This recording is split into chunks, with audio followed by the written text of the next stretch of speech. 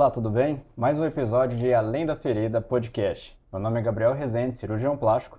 Meu nome é Kedma Marques, sou enfermeira dermatologista e hoje nós temos um convidado especial, o Dr. Wagner Marcondes, cirurgião vascular. Boa tarde, tudo bem? Eu sou o Wagner Marcondes, cirurgião vascular, né? Eu fiz uma formação no Rio de Janeiro, depois eu fiz residência de cirurgia geral aqui em Cuiabá, retornei ao Rio para minha faculdade para fazer cirurgia vascular. Eu estou aqui hoje porque eu estava lembrando, eu tenho uma paixão por feridas desde criança. Eu tinha uma tia-avó que sofreu com uma ferida crônica no pé durante dezenas de anos e veio a falecer depois pela própria idade. Quando eu fui aluno lá no Gafreguini, no Rio, eu me lembro que a única pessoa, o único interno que fazia os curativos grandes era eu, cara. Eu gosto até hoje, entendeu? Eu ficava com dó dos pacientes, falei, cara, vamos fazer isso, né? Dá trabalho, dá, mas a gente tem que fazer. E aí, por isso que eu acho que eu estou aqui, terminei me tornando cirurgião vascular. E é um prazer estar com vocês, pronto para responder as perguntas que vocês querem. Que bom, Dr. Wagner, que bom. Dr. Wagner, o senhor comentou aí que o senhor ficou apaixonado por lesões. Eu aproveitar que o senhor é cirurgião vascular, definir pra gente o que é lesões cutâneas de origem vascular, como que a gente consegue chegar a pensar que a origem daquela ferida é vascular. Tá, a primeira coisa, geralmente a ferida vascular é uma ferida crônica. O que é ferida crônica? Uma úlcera de perna crônica. É uma ferida que dura mais de 6 semanas e se ela curar, ela recidiva, né? E ela tem basicamente duas origens. Tem mais algumas, mas principalmente a maioria delas são ou de origem venosa, a grande maioria, ou de origem arterial, né? Então é um problema que ou a pessoa tem uma dificuldade venosa. O que quer dizer isso? A pessoa que tem varizes muito calibrosas, a pessoa que já teve uma trombose, né? Você sabe, uma trombose venosa. Vocês sabem o que é trombose venosa? Sim. Explica É quando uma veia, né, forma um coágulo numa veia profunda e aí o sangue tem dificuldade para retornar. Aí é feito um tratamento, a pessoa recupera, só que aquela veia, ela nunca mais fica igual antes. Ela sempre tem uma dificuldade para o sangue drenar. Tá doente. Então, muitas vezes, o sangue fica parado na perna. Aí aparece uma entidade que todo vascular pensa muito, que é o refluxo venoso. O que é? Aquela veia doente não deixa o sangue retornar ao coração, dificulta. E aí o sangue parado ali, naquela perna, sem ir no coração, sem receber oxigênio, fica um sangue que causa problema. Aí vão vindo as flebites, né? As erisipelas, as complicações e, bem avançadamente, a úlcera venosa. Isso é quando é uma úlcera de causa de veias, uma úlcera venosa. Mas a gente também tem as úlceras arteriais, né? A causa delas é o paciente que fuma, o paciente que tem diabetes, o paciente que tem ateromatose. Então, a pessoa ela tem uma obstrução, vamos dizer, na coxa dela, numa artéria. Uma artéria bem calibrosa. A gente tem uma famosa que é a artéria femoral. O sangue tem dificuldade de passar, então ele não chega até o pé, chega pouco sangue. Ou seja, e o sangue leva o quê? Ele leva açúcar, ele leva alimento, ele leva oxigênio.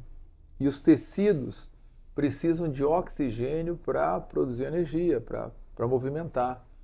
Então, se falta oxigênio, aquele tecido fica isquêmico, falta oxigênio. E aí aparece a úlcera arterial. E tem uma maneira de ter o diagnóstico clínico, a diferença entre a úlcera venosa e a arterial, para se identificar inicialmente? Tem muitas diferenças, né? Assim, primeiro, a localização. Primeiro, a história do paciente, né? Um é um paciente que teve um problema venoso, que tem varizes, né? Geralmente as pernas são mais calibrosas, né? Se for uma úlcera venosa. Se for uma úlcera arterial, é o paciente que ele tem um passado de tabagismo. É aquele paciente que tem a perna fininha, geralmente. Você olha para a perna da pessoa, você já vê, puta, aquela perna ali não pode ser venosa, aquilo ali é um arterial. Depois, a localização da úlcera. Geralmente a úlcera venosa, ela no maléolo medial aqui, na perna, assim, no tornozelo, bem aqui embaixo, chegando no pé, no lado de dentro, né? E a úlcera arterial é do lado de fora, no maléolo lateral, ou na ponta dos dedos. Então, outra característica super importante. A úlcera venosa, a borda é irregular, ela é toda tortuosa. E geralmente é uma úlcera mais profunda. A borda é elevada. A úlcera arterial não. É aquela úlcera lateral, ela não é irregular, mas ela é fininha, ela é bem lisa. Até a pele do arterial ela é mais fina, enquanto que do venoso é uma pele mais grossa. Mais congesta, né? Mais congesta, isso. E uma perna você vê que é totalmente diferente da outra, né? Agora, existe a úlcera mista. O que é a úlcera mista? É mais raro. É aquela pessoa que ela tem uma doença arterial, mas ela também tem uma doença venosa.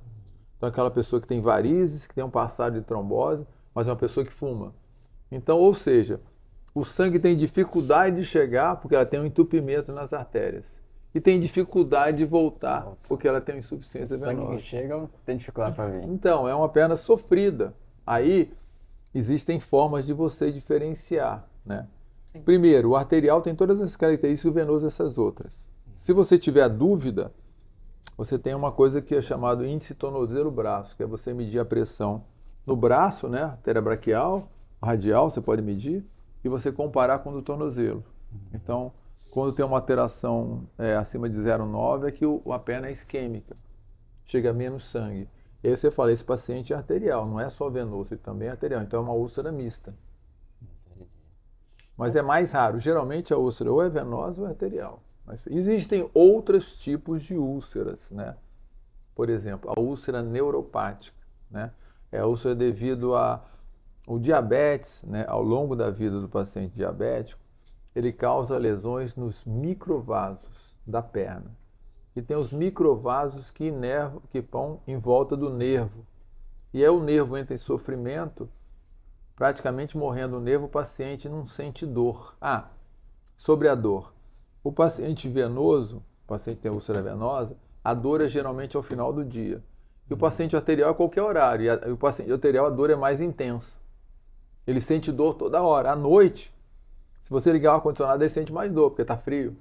O vaso fica mais fechado. O arterial, não. O venoso, não. O venoso, ele botou a perna para cima, ele melhora. O arterial, ele botou a perna para cima, ele piora. E o neuropático é aquele que não tem dor. Ele não sente dor. É aquela úlcera que dá na planta dos pés, dá nos dedos. Geralmente tem um calo junto, né? Mas o importante, primeiro, é classificar arterial e venoso. E, por último, neuropático. Tem uma outra coisa que é importante, que você não encontra tanto nos livros, né? Mas você encontra na prática em Mato Grosso. É porque, geralmente, quando você pega um livro, ele fala em úlcera neuropática, citando o diabetes. Mas aqui em Mato Grosso tem uma outra entidade, que é a hanseníase. E a hanseníase, ela é prevalente no estado de Mato Grosso, ou seja, todos os anos tem gente com hanseníase. Tem famílias com hanseníase. E aí esses pacientes apresentam a úlcera neuropática. Quer dizer, além do diabetes, se a gente for no ambulatório, eu faço ambulatório aqui no Sermac, toda semana a gente tem a úlcera hansênica. E às vezes você tem a úlcera neuropática, às vezes você tem uma úlcera neuropática que também tem um componente arterial. Então as coisas não são isoladas, né? O senhor falou muito bem, assim, da diferenciação clínica entre os dois, isso é importante, né? Mas a gente às vezes precisa recorrer a alguns exames. Normalmente, como o senhor segue a sequência se eu precisar? Precisa sempre? Não precisa também? Como que o senhor lida com o diagnóstico nesse nível? Primeiro a história, né? E a parte física do exame do paciente, a perna, a úlcera, tudo. Depois, a gente sempre utiliza uma úlcera venosa. Você tem quase que a certeza, você vai só no ultrassom doppler venoso, né, de membros inferiores, você já resolve o problema. Se você tem dúvida, você pode fazer o ITB, aí de tornozelo-braço, e ainda pedir um ultrassom doppler arterial de membros inferiores. Se você está na dúvida, né? Você não precisa chegar a gastar tanto de fazer uma angiotomografia. Mas vamos dizer, se você está na dúvida, é o paciente venoso, faz o doppler venoso, você vai ver que ele tem uma sequela de uma trombose, que ele tem uma insuficiência venosa, que às vezes tem uma insuficiência... Porque aí o sistema venoso ele tem uma parte superficial e uma parte profunda, né? Então, nesse exame você vê tanto superficial quanto profundo. E aí você vai ver quais as artérias, se ele tem... Geralmente, quando o paciente tem úlcera, ele tem a safena comprometida, né? A safena tem insuficiência. E aí você indica... Bom, Não vamos chegar a vamos falar de indicação com calma. Mas aí você identifica também um refluxo. Ou Isso, um refluxo. Principalmente, geralmente, quando ele tem úlcera, ele tem refluxo de safena. Ou safena mais, o sangue vai para cima, mas você vê ele refluindo para baixo também. Aí, o que isso causa também clinicamente, que eu esqueci de falar? O paciente tem a perna quente. O paciente que tem úlcera venosa, a perna é quente. Naquele trajeto, naturalmente, porque o sangue está parado ali. O paciente que tem úlcera arterial, a perna é fria. Por quê? Quase não chega sangue ali. Então a perna é gelada. O que leva a temperatura é o sangue. O sangue passa dentro da gente, que está acima de 36,5, e vai para a perna. Então o paciente isquêmico, o paciente com úlcera arterial, a perna é fria. Bom, aí já respondi aqui o venoso. O arterial, você quer saber, não é isso? O arterial, isso. O arterial, você tem ultrassom Doppler arterial, para você diagnosticar e ver, vamos dizer, você vai medir a femoral, a poplítea, as artérias ali da perna, você já vai ter uma ideia. Mas se você quer, aí depois, vamos dizer que esse paciente tem uma lesão crítica. Ele tem um dedinho preto necrosando ali. Ou tem uma úlcera. O que é lesão crítica para a gente poder... Lesão crítica é aquela lesão que pode levar à amputação do membro ou à amputação daquele pedaço. Tá? É o paciente que tem dor que não para, é o paciente que geralmente quando ele chega assim, ele não dorme, ou ele dorme sentado. Por que ele dorme sentado? Porque a perna para baixo chega mais sangue. Gravidade. Inconscientemente ele faz isso. E ele sofre muito, esse paciente. Né? Às vezes, pode falar. Não, pode ir. Às vezes você tem que dar uma série de medicamentos para ele conseguir suportar dormir. Né? E aí você pede um Doppler arterial para você ver as artérias que estão ali definidas. Mas aí você é isquemia crítica. Você vai ter que operar ou amputar o paciente. Aí você pode pedir uma angiotomografia ou uma angiografia de membros inferiores. O que é angiotomografia? É o paciente fazer uma tomografia. Na hora que é feita a tomografia, você joga um contraste e desenha as artérias e as veias dele. A outra coisa da angiotomografia que a gente não fala é que os cortes têm que ser de 1 milímetro. Quer dizer, a perna da pessoa tem, vamos dizer, 70 centímetros, ele vai ter 700 cortes, 700 imagens. E aí você coloca no computador, você consegue montar o corpo da pessoa. E aí você vê aonde que está entupido, onde que está parado o sangue. E aí você pode fazer uma proposta, ou de fazer uma ponte, que a gente chama em inglês de bypass, uma ponte. Igual faz uma ponte safena, a gente não faz uma ponte, está entupida uma coronária, a gente faz uma ponte da aorta até além da obstrução, a mesma coisa, está entupido aqui na perna, não consigo fazer, pego a safena e faço uma ponte daqui para cá e o sangue chega. Ou, hoje em dia, cada vez se faz mais hoje, a angioplastia. O que é angioplastia? Você punciona a artéria, passa um fio guia dentro, bota um balãozinho para dilatar e aí desobstrui ela. E se for necessário, coloca um stent. Mas nas pernas abaixo do joelho, geralmente hoje, no mundo inteiro, eles fazem só angioplastia, que é o quê? Você dilatar a artéria para passar o sangue. Por que não coloca um stent? Porque os stents, eles não funcionam igual em qualquer lugar do corpo. Quer dizer, no coração eles funcionam bem, que a pressão é muito alta. Na perna, abaixo do joelho, não funcionam bem. Então, na femoral, você consegue colocar um stent. O resultado é médio. 5 anos,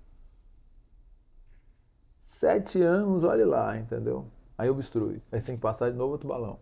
Mesmo colocando o stent.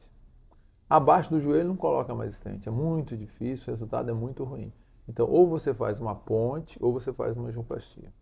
E para você fazer isso, você precisa ou da angiotomografia, ou fazer uma angiografia antes. Para identificar onde está. Para identificar. Só que a angiografia você tem que puncionar a artéria femoral, que é uma artéria que já é doente, é um paciente, é um arteriopata.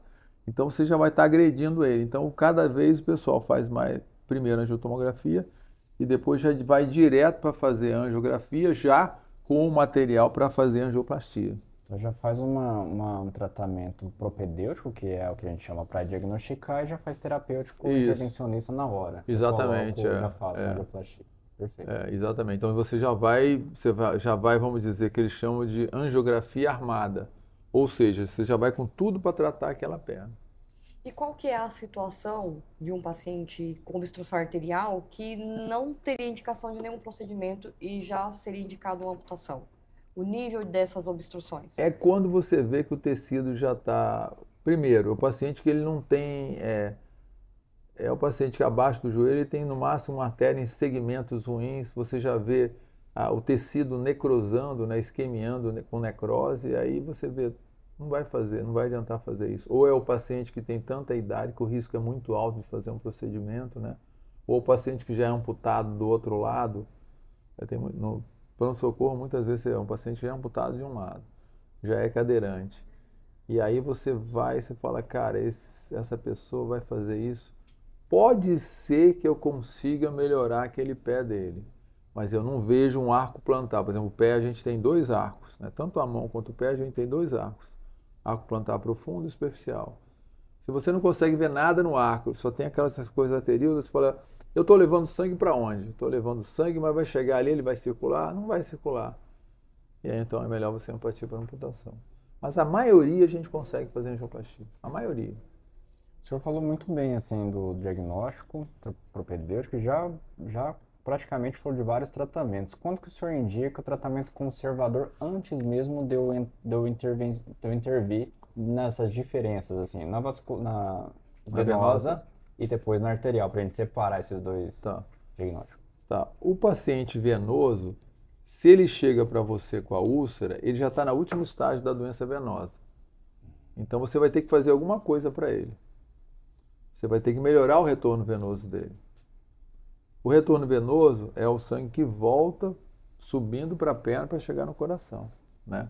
Ele está sendo dificultado por causa do refluxo. Então eu vou ter que tratar o refluxo.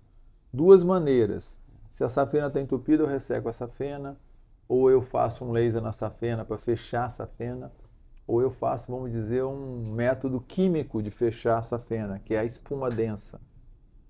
Né? Então tem vários métodos, né? Tem a cirurgia que você vai ressecar ela, a cirurgia também pode ser feita por radiofrequência, passando um fio guia lá com radiofrequência, pode ser feita também com laser.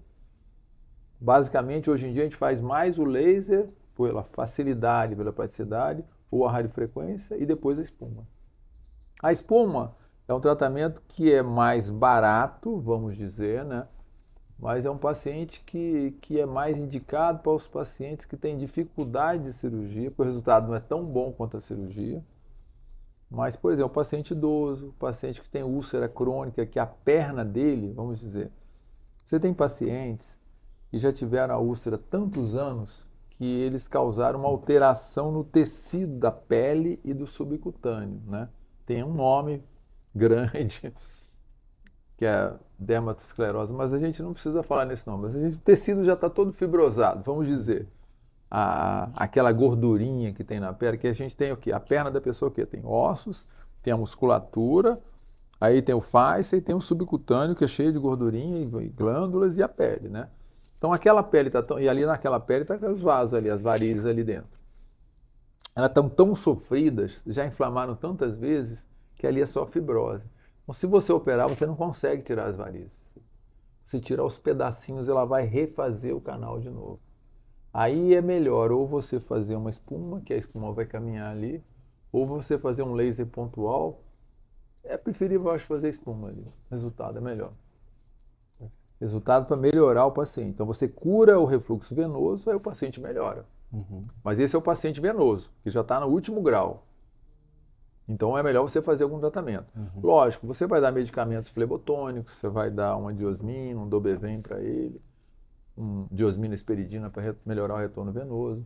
Você vai prescrever meia elástica para ele, para melhorar o retorno venoso, né?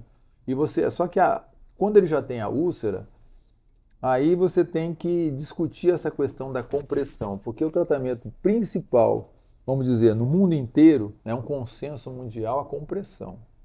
Aí a compressão só muda o jeito dela dependendo do país ou do continente, né?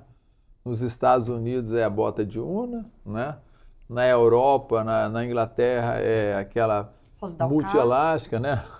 Rosidal-K, inelástica. O continente, mas é um consenso mundial. Isso aí tem séculos. Séculos não, tem milênios. Os egípcios faziam isso, né? Cara, os egípcios já faziam isso, né? A compressão. E a compressão melhor para quem tem úlcera é a compressão inelástica. No caso, entraria a bota de Una, né? É, a bota de Una.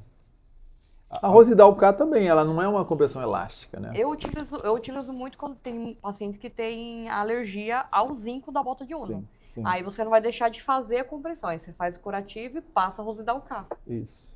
Ela acaba substituindo Isso. a bota de Una. Eu acho muito legal o senhor bater na tecla da bota de Una, assim, porque tem muita gente que tá assistindo a gente que é acadêmico, que é médico, que não são da parte vascular, que às vezes nunca teve contato, mas o nome é forte, né? Bota de Una é um nome muito forte. O que é a bota de Una propriamente dita? É uma atadura inelástica que tem zinco, que tem oxizinco, entendeu? É uma coisa que tem milênios, eu acho, né? Pelo menos 300 anos tem relatado, mas tem relato dos egípcios fazerem isso. Não sei se eles usavam óxido de zinco, mas já tinha compressão inelástica. Eu brinco com quem me vem lá que eu falo que é uma faixa que não estica, que você passa hipoglós pra pessoa entender. Isso. Fica mais fácil da pessoa entender. Ah, tá. É isso. Mas ela tem um efeito muito bom. Muito bom. E aí a gente falou do conservador venoso, o senhor explicou muito bem. Então tem que tratar a causa, a ferida é secundária, Sim. mas não pode ser negligenciado, né? Não, de jeito nenhum. Gera desconforto para o paciente, porque ela é exudativa, né? Quer ficar úmida. E o conceito da ferida mudou também, né? O tratamento antigamente era ferida seca, não era? Tem que secar a ferida. Hoje não em pode dia, secar a ferida ferida. não pode secar a ferida, porque a ferida tem coisas boas e coisas ruins nela. A gente precisa manter o meio úmido para favorecer o meio de cicatrização, né? Para ajudar as coisas boas dela, que é a cicatrização. Exato. E agora a parte arterial, a gente tem tratamento conservador ou a maioria deles é cirúrgico? Como é que a gente... O paciente que ele está, vamos dizer, é um paciente que tem uma doença arterial e tem uma úlcera inicial, que não tem uma isquemia crítica, que não tem que amputar, ou está na dúvida se vai amputar alguma coisa. Bom, o tratamento clínico sempre melhora esse paciente, sempre. Quais são os tratamentos? Medicamentos, a conduta, né? O cara fuma, ele vai ter que parar de fumar, ou então diminuir, parar de fumar. Rigoroso. Rigoroso, mas é difícil isso, mas eu consigo com alguns pacientes. Quando o paciente confia em você, ele vai e faz. Alguns medicamentos são essenciais, tá?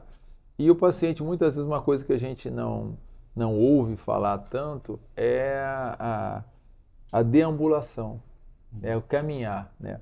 O paciente que tem a doença arterial, ele tem uma coisa que é assim, se ele anda uma certa distância, ele tem que parar porque ele tem dor. Tem um nome isso aí que o pessoal chama de claudicação intermitente. Ele andou 100 metros, ele não consegue andar mais 100 metros, tem que sentar. Mas se ele está andando 100 metros, você fala todo dia, você anda os 100 metros, está doendo? Senta, anda mais 100 metros. Doeu de novo? Senta, anda mais 100 metros. Se ele fizer isso todo dia, depois de algum tempo ele melhora do fluxo arterial nas pernas. E normalmente nesse momento dele sentar, usa alguma medicação para dor ou o fato de sentar em algum tempo já vai melhorar clinicamente? Ele melhora clinicamente. Então ele andou, conseguiu andar até ali, beleza, para, anda de novo. Anda todo dia, faz isso todo dia. Esse exercício melhora o fluxo arterial e ele melhora clinicamente. É muito importante. Além da medicação. O senhor já contemplou toda a nossa... Não falei quase nada. Tem coisa pra caramba. Tem muita coisa.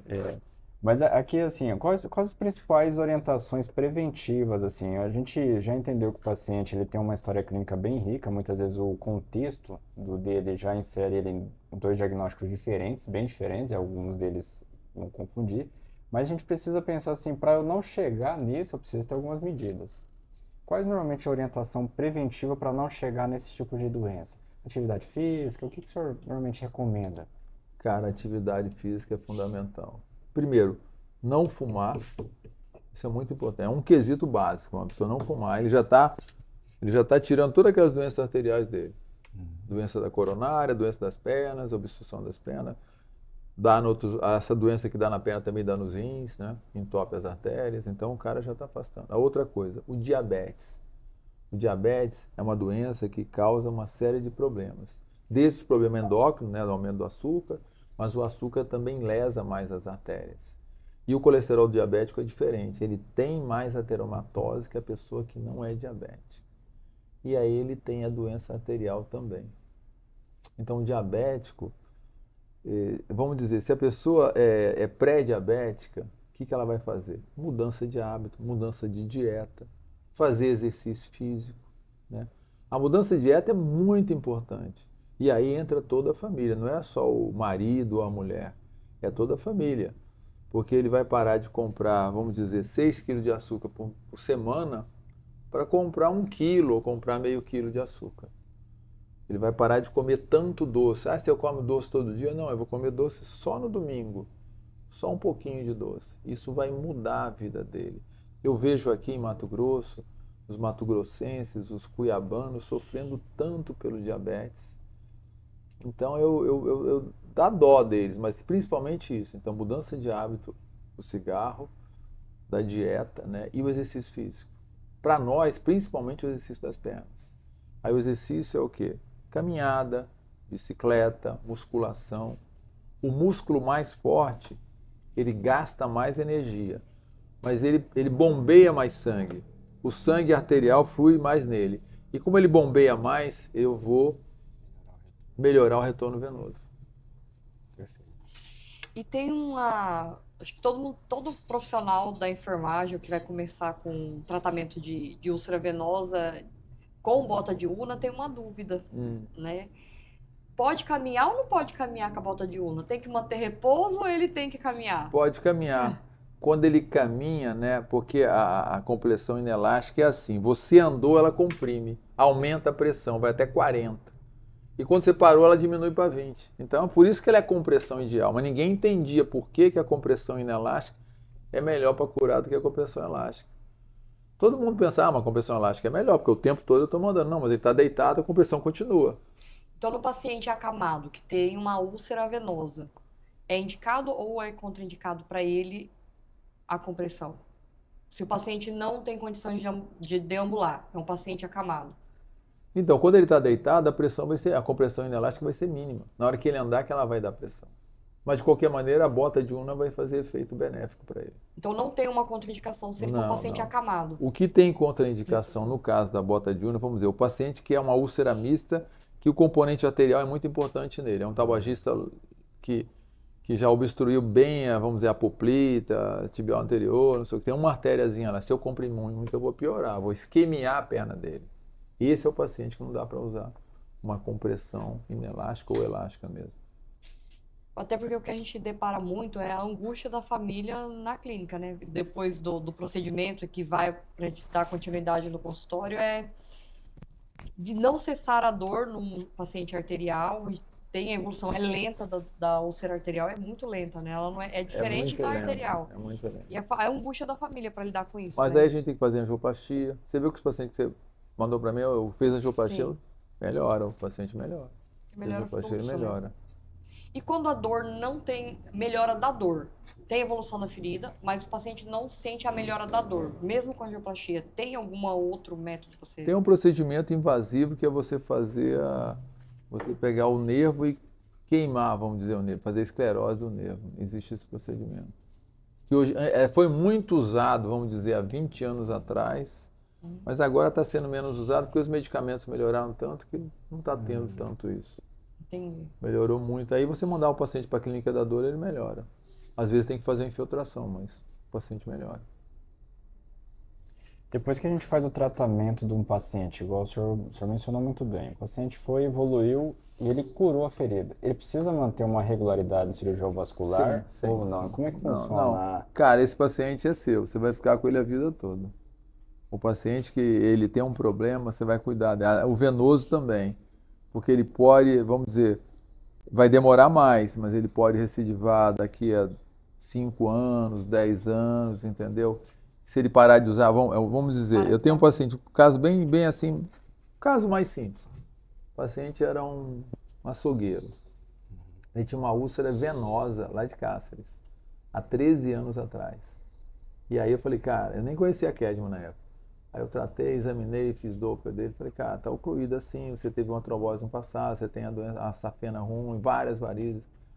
Aí vamos fazer uma espuma em você para fechar. Ele falou, não acredito nesse negócio. Brigou comigo. Aí voltou 15 dias depois, não, vamos fazer assim. Aí eu comecei a fazer e ele tinha uma característica interessante, que é comum muitas vezes. Ele tinha olheiras. Por quê? Porque ele tinha dor até à noite. E aí ele não dormia direito.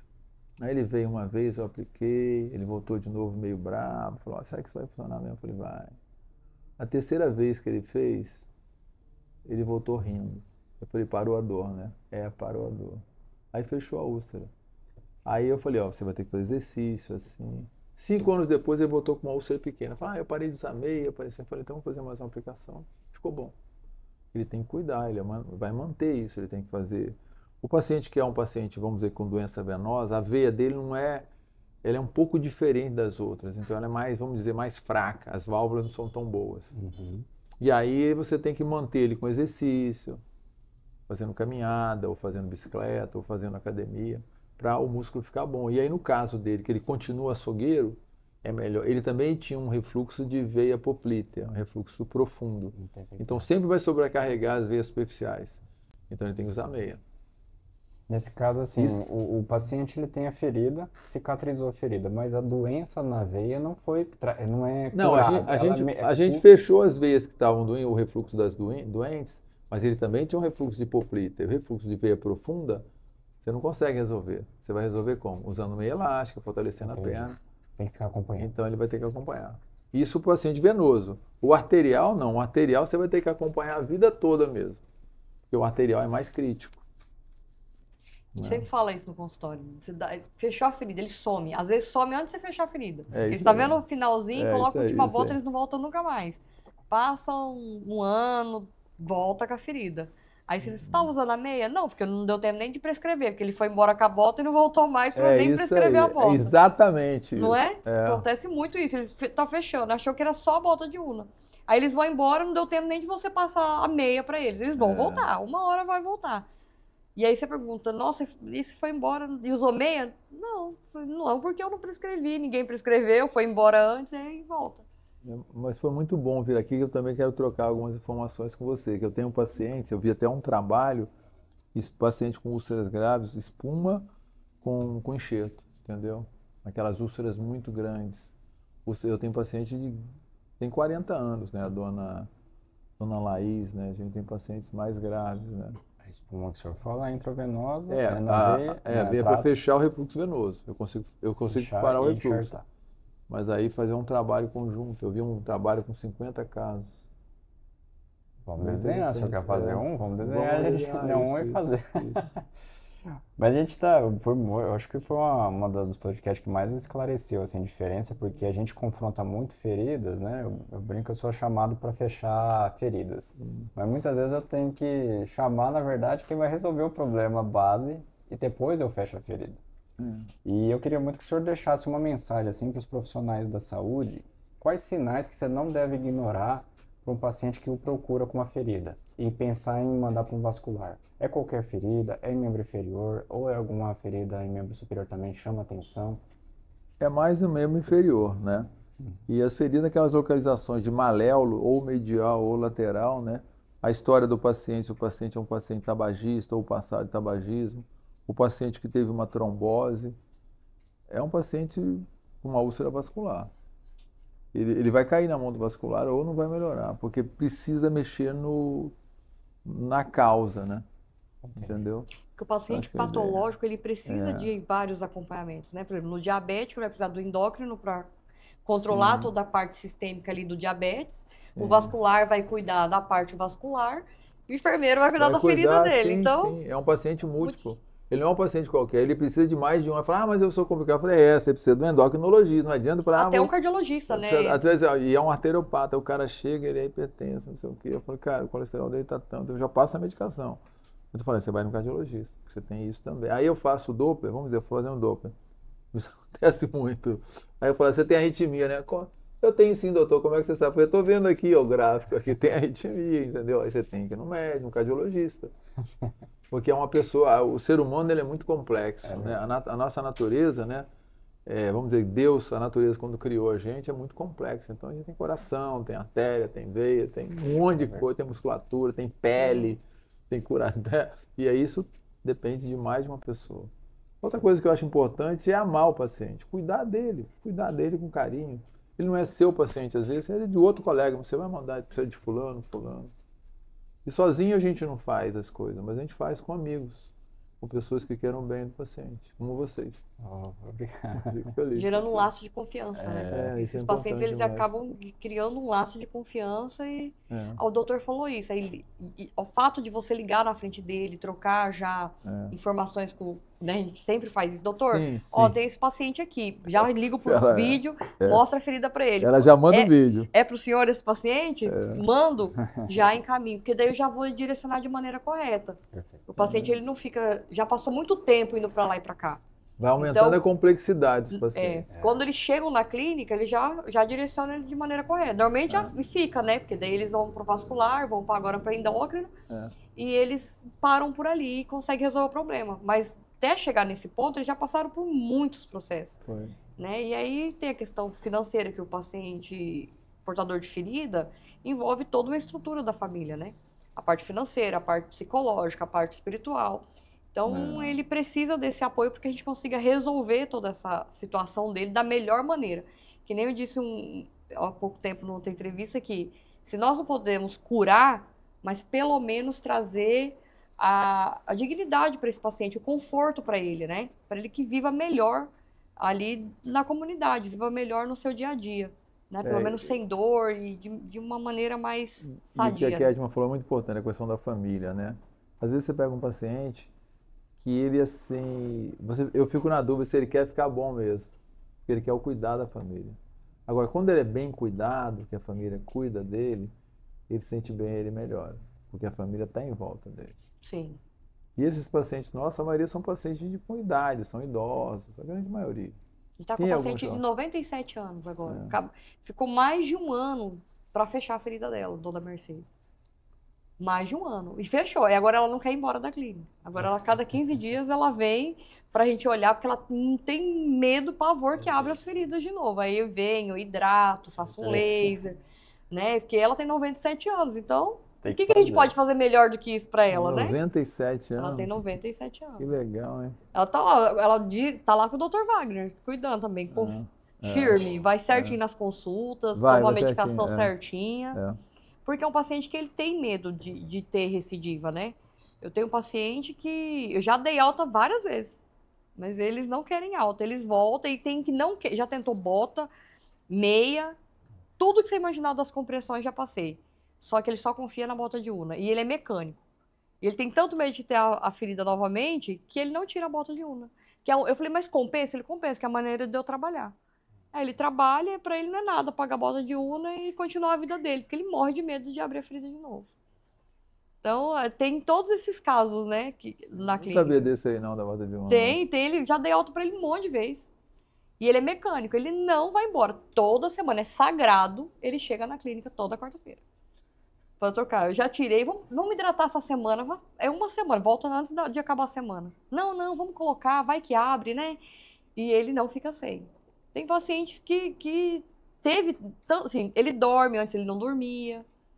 Então, assim, foram anos, eles têm muito medo de ter de novo. E que quando chega nesse caso, ele já sente dor à noite também.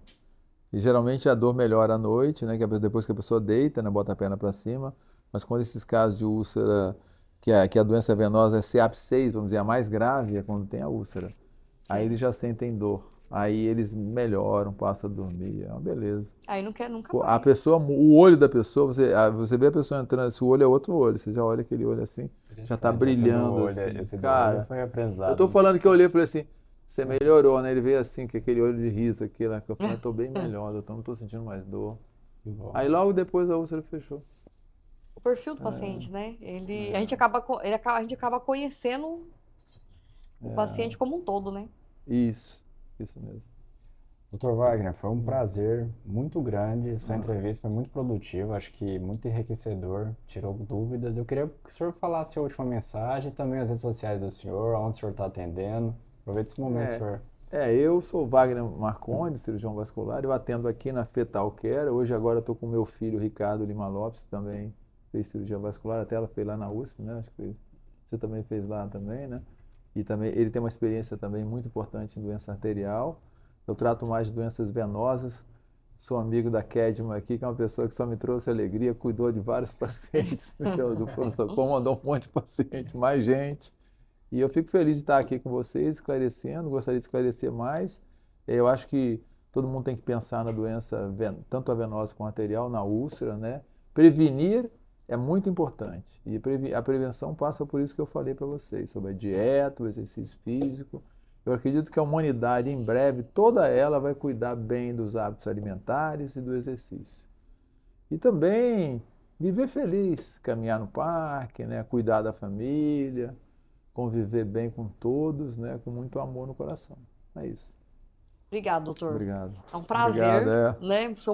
Eu cheguei em Cuiabá 5 anos atrás e fui acolhida pelo doutor. Foi uma das primeiras pessoas que confiou no meu trabalho, né? Que Lá bom, no começo, que feliz. Eu me lembro que você falou isso comigo, porque é difícil, chega, era algo muito novo, a enfermagem no tratamento de feridas, né? Já existia, lógico, outros profissionais que trabalhavam, mas eu fui por uma maneira diferente, né? E aí ele confiou nas pressão negativa, e aí a gente foi levando isso para os outros pacientes e conseguiu ir resolvendo o problema. Eu falo que final de ano, aqui em Cuiabá, sempre ele tá aqui. Então todos os problemas acontecem em dezembro. Eu estou preparando esse. Em dezembro, foi incrível. Eu e o Wagner, a gente não viaja no final de ano. Sempre que tem um problema, é um final de ano. Não sei, final ele de ano tá eu vou ter que sempre ir lá por aqui. Eu vou ter que ir lá ver o namorado da minha filha. Ela vai para Florianópolis. Eu acho que eu vou ter que. Na virada do ano, no Natal, eu estarei aqui. Aí, ó. Se precisar do Dr. Wagner em dezembro, ele tá por aqui. Mas muito obrigado, doutor. É um prazer ter recebido o senhor aqui. E que tenha outras oportunidades também, né? Porque esse é um tema que a gente precisa continuar falando. Sim, sim. Encerramos mais um episódio da Além da Ferida. Nos acompanhe nas redes sociais e até a próxima. Até a próxima.